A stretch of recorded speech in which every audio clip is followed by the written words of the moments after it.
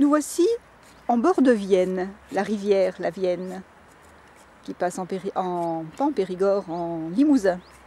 Et nous sommes précisément à Aix-sur-Vienne. Donc vous pouvez voir, là il y a un petit rocher qui dépasse de l'eau et les canards vont s'installer pour la nuit, vont dormir là. Vous voyez, le spectacle est joli. Tiens! Oh! Mais c'est monsieur Augustin Barbaro? Je me trompe?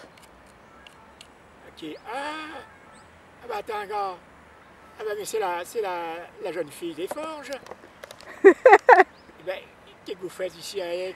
Mais je sais pas, c'est vraiment le hasard qui fait qu'on se rencontre. Ah bah c'est incroyable ça, parce qu'on est quand même à 40 ou 50 km du pays. Et peut-être même beaucoup plus. Et alors, Alors vous faites quoi là? et ben, qu'est-ce que...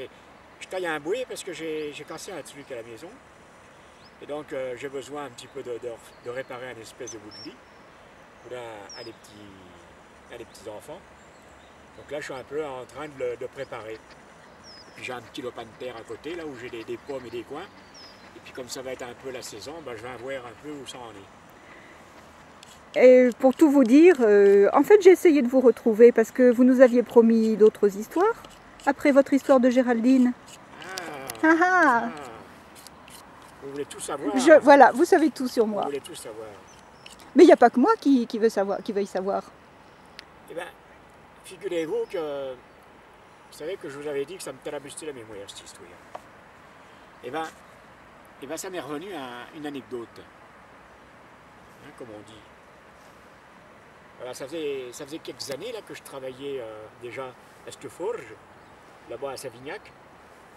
Donc j'avais toujours le volatile avec moi. Hein. Bon, j'aurais peut-être pu, à l'époque, déjà commencer peut-être à avoir un chiot comme les autres. Je gagnais un peu mieux ma vie. Mais bon, je m'étais habitué à cette bestiole. Hein, vous savez, on s'attache un peu à n'importe quoi. Hein. Et donc je m'étais attaché à cette bestiole. Et puis donc, voilà, j'étais attaché. Je ne vais pas essayer de dire autre chose, j'étais attaché. Et puis, la tipac un jour, Loué, elle avait le cou tout tordu. Mais vraiment tout tordu comme une couleuvre. Et puis on voyait bien que cette bête, elle allait pas bien, quoi. Alors le chef, qui n'était pas un pauvre bougre, hein, il était gentil, cet homme. Et il me dit Augustin, le mieux, on va tuer la bête, on va la manger, et puis tu prendras une autre qui est à la place, et puis... Ah non, non, non. Ah, je voulais pas, j'étais attaché à cette bête. Je savais pas trop quoi faire. Et puis je me suis rappelé d'une recette de grand-mère. Quand on était malade, elle nous donnait des fois des choses qui piquent. Bon, des espèces de bouts de poivre, des espèces de bouts de piment, enfin bref. Alors, dans ma tête de l'époque, j'étais moins malin qu'aujourd'hui, mais dans ma tête de l'époque, je me suis dit, après tout, 6 mois, la grand-mère avec le rhume, elle essayait de me le passer avec ce piment. Peut-être que la bestiole, ça va lui faire quelque chose. Alors, je suis revenu chez la grand-mère, qui habitait pas bien loin, et puis effectivement, elle avait encore un peu de piment d'Espelette qui restait. Alors, je lui ai emprunté un piment. Avec la grand-mère, j'ai ouvert le bec de la bestiole. Il fallait faire gaffe parce que ça ne lui plaisait pas du tout. Et vas-y que je te donne des coups d'aile, et vas-y que je te donne des coups d'aile et des coups de patte. Mais bon, on l'a attrapé, on l'a bien tenu dans un torchon.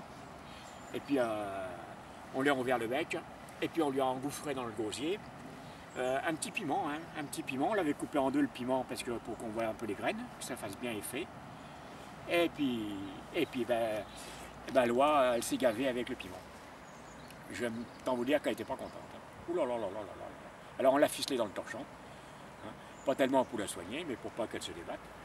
Et puis on l'a laissé comme ça. Et puis, vous me croirez si vous voulez, le petit matin, la bestiole, elle était guérie. Le cou était tout dré, hein, mais bien dré, hein, comme un ballon de chaise. Et puis voilà, la bestiole a été...